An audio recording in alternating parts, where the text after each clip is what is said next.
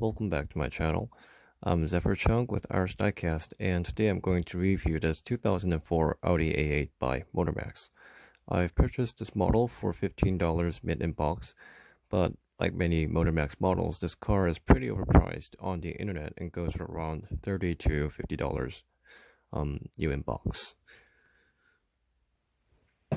So here is the front of the model. This is the pre-facelift second generation D3 A8. The front of the model is surprisingly well made.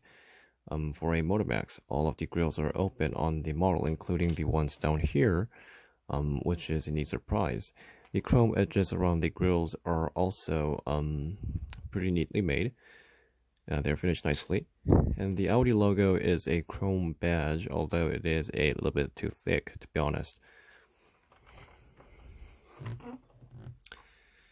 The headlamps are well made. They do have these supporting beams to keep the headlamp in place, but it's made of some clear plastic instead of the black dot peg that Meister and Barago cars use. So I think it's a bit better. You do see some limitations on the build quality. As you can see, there's some room left on the top, so the headlamp cover is a little bit too small. The fog lamps down here, they are also a separate piece of plastic, although the edges on the top is a little bit too rough.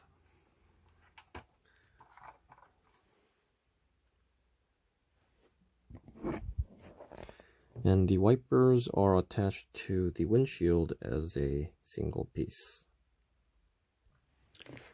The engine is a single layer of plastic, which is common for cars of this price range. It is pretty simply detailed. They just painted the main block in silver and painted some other parts. The level of detail is just what you'd expect on a Motormax.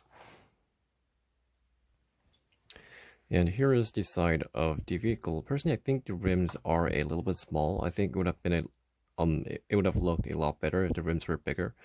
The rims seem somewhat unrealistic, to be honest.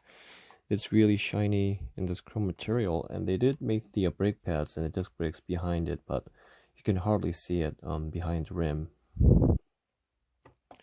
Like I said earlier, the build quality isn't perfect. For example, the door gap is a little bit large, and although it isn't too obtrusive on my car due to its dark color, I think it will be pretty explicit on the silver one. And speaking of the color, this car has a really beautiful paint job. It's in this bluish dark gray color with pearl in it, and I think that it's really gorgeous. Definitely a color that I would recommend to go with this model. The car does have windows for all four doors. Oftentimes the cheaper models come without windows, but this one doesn't, which is a pretty neat advantage considering how the windows block the dust from getting into the interior, which is really hard to clean sometimes. One thing I'm really happy about this model is that the car comes with opening four doors. Many cheaper cars only have opening front doors and fixed rear doors, but this model offers opening rear doors, which is a great advantage in luxury sedans like this one. And oddly enough, the door opening angle for the two doors are a little bit different. The front door has a larger door opening angle, so you can get a better look inside the interior. Overall, I think they did a really nice job on the interior for a budget model like this one. Of course, they did paint the dials and buttons and trims. They put a sticker for the speedometer and all that.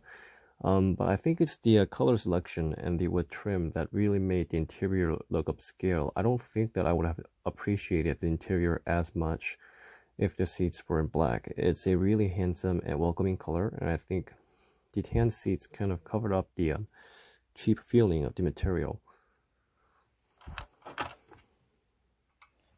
And here is the view from the passenger side.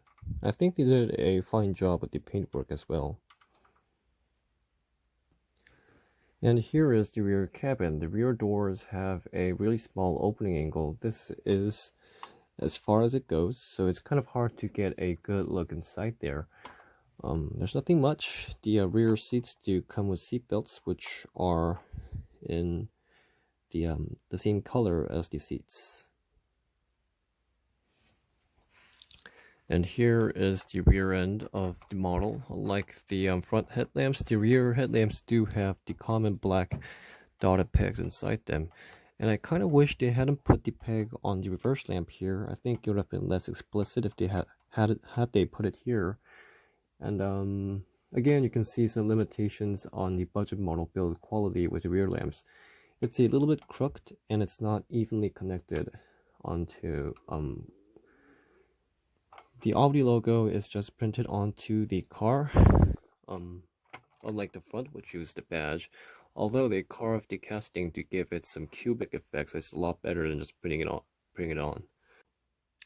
And one funny thing I found about this car is the 3.8 liter badge, which is odd because the D3A8s never came with a 3.8 liter engine. Rather, it came with the 3.7 liter V8. So that's a pretty weird mistake. The exhausts are made out of plastic and they are completely blocked. I think it looks really weird because I never saw a model with an entirely blocked exhaust. You can of course open the trunk. Like always, nothing much to see in there, but there's just some kind of box which kind of takes up half of the trunk, and I don't really know what it's for. Is it the fridge? If you know, do inform me in the comments below. And there isn't really much to see in the bottom of the car, just the name, the brand, and just a minor detail with the paint.